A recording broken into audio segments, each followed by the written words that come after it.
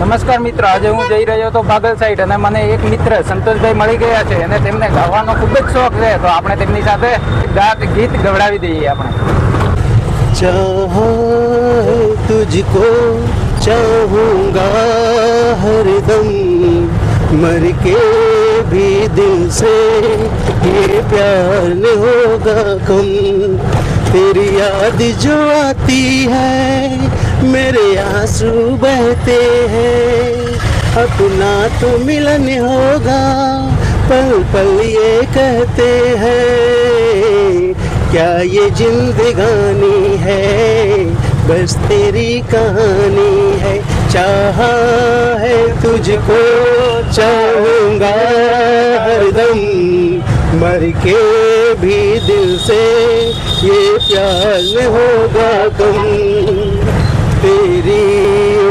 बातें ओ चाहत की रस्में झूठे थे वादे क्या झूठी थी कसमें जाने तमन्ना क्या ये सच है बस इतना कह दे रूठ जाए ना लम्हा एतबार का.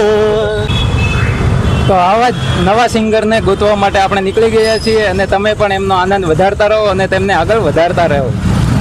Thank you very much. Okay.